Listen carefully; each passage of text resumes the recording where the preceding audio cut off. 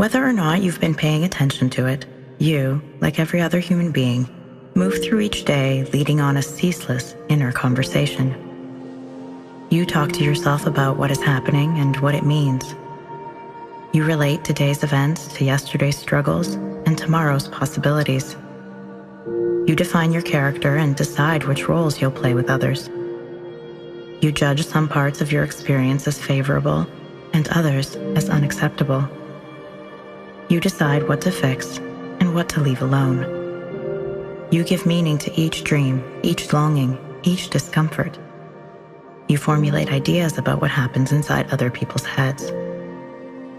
Your inner conversation is more than the sum total of thoughts that roll around in your head from day to day. It is the relationship you have with yourself and how that relationship connects you to the rest of existence. It is the lens through which you perceive reality. Thus, it defines the world you think you live in, a place that might be radically different from the real world. How you talk to yourself decides how you feel about yourself and others. It influences the choices you make about big and little things. It determines the actions you consider essential and the ones you consider dangerous, the desires you honor and the ones you repress, the plans you make for days to come, and the lessons you learn from days gone. Your inner conversation decides the quality of each moment in your life. And beyond the quality of each moment, what else is there? What else matters? Despite its value, many of us neglect our inner discourse. We seek the answers to our problems outside ourselves. We buy into the tempting idea that better life circumstances will bring us happiness. How could we not? After all, this message is plastered on our billboards, written into our movie scripts, and woven into our advertisements. Hypnotized by modern-day consumerism, we miss the obvious gaps in such logic. We all know people who seem to have everything but appreciate nothing. And for every imaginable misfortune, we can find examples of people who have blossomed from it.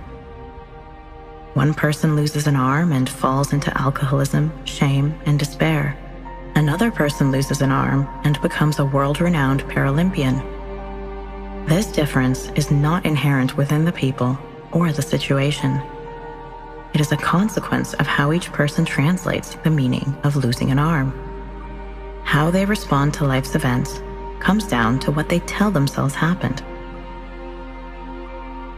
We seek fulfillment in money, accomplishment, approval, status. We seek it in other people. One particularly harmful idea carried by our cultural narrative is that you need to find someone who will love you. Imagine if we believed this about any other basic need: food, water, oxygen. If you needed another person to provide you with those, you'd be considered dependent, if not disabled. Yet we so willingly put ourselves into this state with love. If someone else notices our qualities and talents, we think those parts of us must be worthwhile. Our potential floats like an island in the sea, uncharted, unexplored.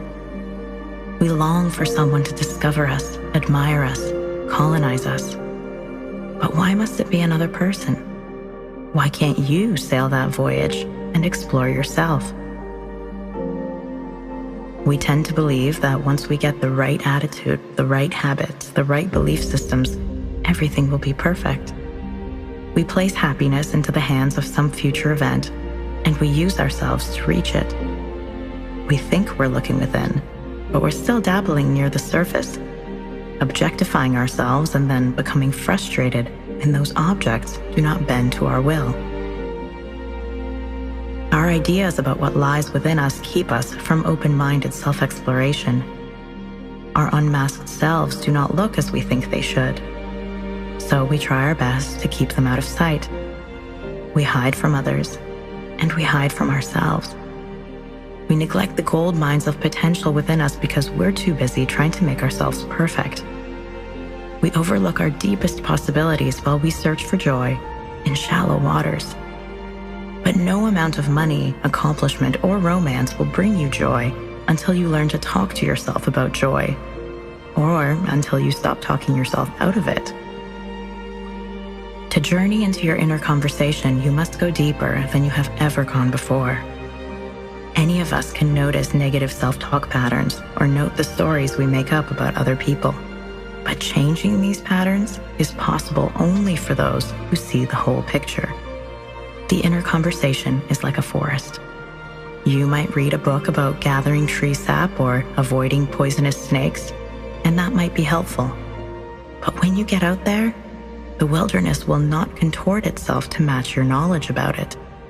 It will be as it is. Therefore, you must do the contorting. Here we meet self-awareness. When I use this term, I am referring to the practice of trying to observe yourself as you are, and not just how you imagine yourself to be. If you do not call this self-awareness, that is all right. And if this is not how you define self-awareness, that is all right too. You are entitled to your definitions. I am not here to change them. I am here to communicate something to you. You can embrace my definitions without surrendering yours. Words, after all, have no inherent meaning. Awareness is a process of seeking truth. The inner conversation is the place we're going to explore.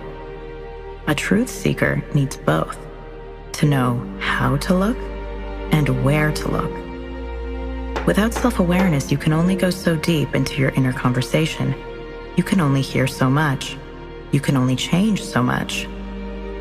A person who doesn't understand flowers might tug on them to make them grow. A person who doesn't speak the language of some place might misread the locals' sentiments and intentions. Yet you are already such a flower, and your inner locals, your emotions, your body, your thoughts, are already speaking to you. If you don't learn the language of your experience, then how can you understand yourself? How can you help yourself? Everything you need for our adventure is already within you. Look. Look within, not with an agenda, but with curiosity. Look with love. Think of how you do this to others. When you love people, you are curious about who they are, what they think, and how they feel. You watch them closely, wondering about their experience and what you can do to make it more enjoyable. You feel compassion for their pain and seek to make it more bearable. You are eager to learn the unique language of their existence. You want to understand them, inspire them, heal them. What if you could look at yourself this way? The curiosity with which you ponder the people you love assumes that they're worth exploring. Do you presume the same about yourself? Do you know how many undiscovered riches there are in your experience? Throughout your life, you have embraced some things and you have abandoned others. You have been assertive and you have been calm. You have listened and you have spoken. So you already know how to hold on, let go, speak up, shut up, light up, and calm down. You don't need anyone to tell you what to do. You can figure that out for yourself. If only you can unleash your wild curiosity about the mysteries within you. Only you can allow yourself to explore the person in the mirror. Only you can coax yourself into a daring adventure to find your untapped potential. After all, who can see inside the deepest recesses of your imagination and manifest those wishes into your daily experience? Who can appreciate the subtle nuances of character you've acquired by overcoming your deepest fears? Who can acknowledge the demons that are no longer controlling you because of the work you've done to release them? Who can see the strength left behind in the wake of your toughest struggles? Who will see you for who you are, appreciating everything that is there, everything that is not, and everything that can be, if you do not? Who else can? Your inner conversation is bursting with information. Learning to harness it will help you become an active participant in the creation of your life. You don't need to wait for someone else to notice your talents before nourishing them. You don't need others to accept you to feel accepted. You don't need to wait. You can begin at any moment to work on noticing, nourishing, and accepting yourself. You can work on being a better friend to your reflection. You can start listening to yourself like you wish other people would. You can become curious about who you are.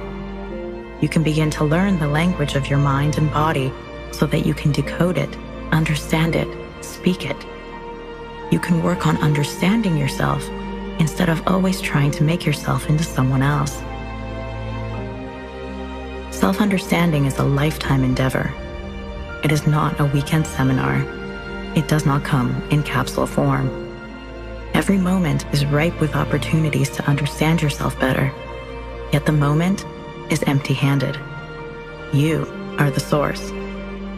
The potential for awareness exists in every moment because it exists, first and foremost, inside you.